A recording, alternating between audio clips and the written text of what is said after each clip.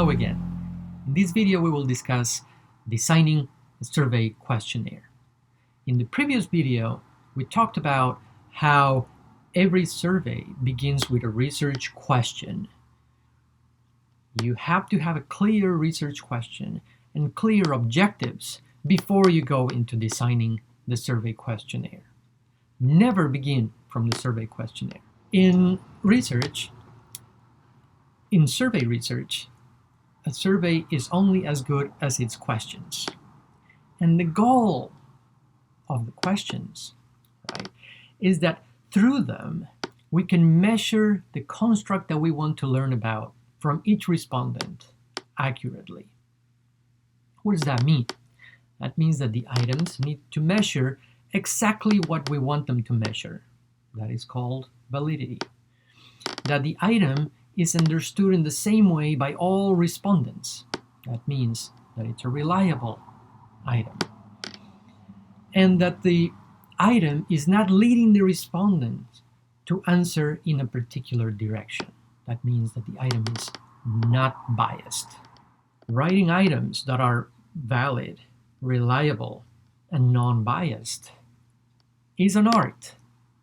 Much thinking and testing has to go into each item, right?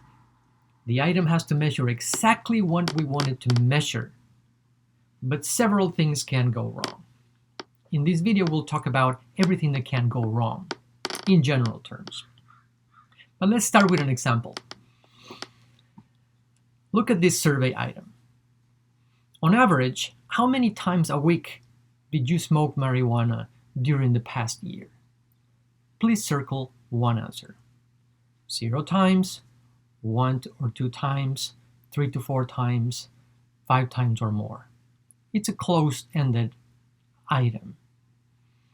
The respondent is asked to choose one of those options.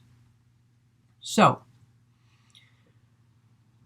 before we start talking about what can go wrong with an item, let's think about what needs to take place in the respondent's mind before the respondent answers a survey question. And this is a basic model of survey response proposed by Groves in his textbook Survey Methodology. So the first step for somebody to answer a survey question is comprehension of the question. The second one, after the respondent has understood the question, is to retrieve the information from memory. After the respondent has retrieved that information, she has to make a judgment and estimation of which the best response is based on her own recollection of events. And then, after all those 3 steps, she has to report and write the answer. Now, the respondent might get stuck in one of the steps and have to go back to the other one if something fails. And this is happening in seconds, right? Usually a survey questionnaire is, some of them are pretty lengthy, and the respondent is only taking a few seconds for each item. But all these steps are going through for each item. Now, a lot of things can go wrong. For example, and consider the example that we gave before on the item about reporting an average use of marijuana. First, the respondent has to understand the question, but the respondent may not it may not make sense for the respondent. She may have a failure to encode the information sought.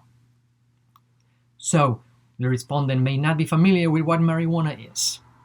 It's not registering for the respondent. So the whole item is going to be flawed. Or maybe the respondent does have an idea of marijuana, but she may not understand the terms in the item.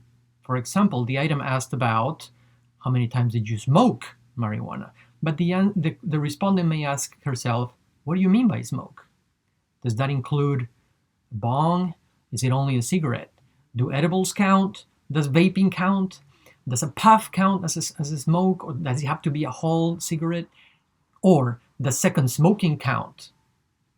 If someone smokes next to you, are you smoking as well? That may not be clear, and the respondent may misinterpret the terms in the item. If they do, then the response is going to be inadequate. But let's say the respondent comprehends the question. She moves to the next step. That's retrieval of information. Now, can respondents be trusted with recalling information all the way back to, and the item asks for a year, right? Now, if the respondent smokes and drinks, or you may forget how many times you smoked when you were drinking or so far, or you may not remember what you did a couple of months ago, right? I don't remember what I did last week, right? So am I going to be remembering all the times I smoked for the past year? So can we really expect the respondent to retrieve information or memories that took place a year ago? Right? But let's say they do. Let's say they are able to comprehend the question and that they are able to retrieve that information. Then they have to judge and estimate to formulate an answer, right? But they may have a flawed judgment or flawed estimation strategies. Remember that the item asked for an average, a weekly average times. Now, how is the respondent going to estimate that average, right? He may think, oh, well, should I just count all the times I smoked during the year and divide it by the old number of weeks that were there? Or do I get a weekly count and then get an average of all those counts? What does the average mean? How do I calculate it? And remember, this is going in seconds. Or the respondent may have problems formulating an answer, right? Okay, well, maybe I can do that, but what do I include in my calculation? When you say last year, does that mean, or this year, does that mean since January? Or does that mean 12 months from the day of today that I'm answering the question? What do I include? What time frame do I include in my calculation for the average? So even the judgment and estimation can be very, very complex in an item that seemed pretty simple. But let's say that the respondent has understood the question, can retrieve the information, and is correctly judging and estimating the answer. Then the fourth step is that he has to report the answer. Now, at this step, he may think, would I look pretty bad if I really report my true response? Would I get in trouble if I respond? I know it's anonymous, but is it really anonymous, right? So the respondent may feel embarrassed or may feel that he's not safe enough to answer the question and will deliberately misreport the answer. Or maybe they will decide to not follow the instructions. Maybe they'll just skip the item. Or let's say the respondent does all these calculations and they have, well, my average was between 2 and 3 times a week. So I'm going to circle 2 answer choices when the question only asks for once. So that item will be useless for in the analysis section of the survey research. So all of these things can go wrong when answer one single item, right?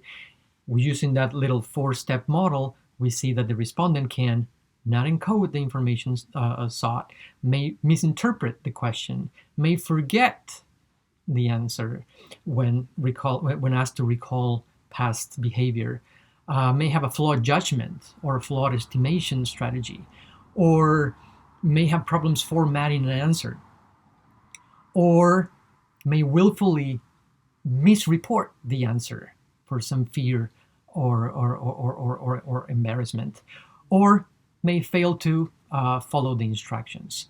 All of these things can create an item to be useless when we're trying to analyze. All of these things will cause the respondent to answer not accurately, and therefore we're not going to learn what we really want to learn. So when we write items, we need to consider all the things that can go wrong in order to minimize measurement error in our survey. Now, in the next 2 videos, I'm going to talk about some guidelines for writing items that will try to minimize some of the error that we have discussed in this video. But I would like you to go back and think about all the things that can go wrong and the process that goes through a respondent's mind before they answer a question. I will see you in the next video.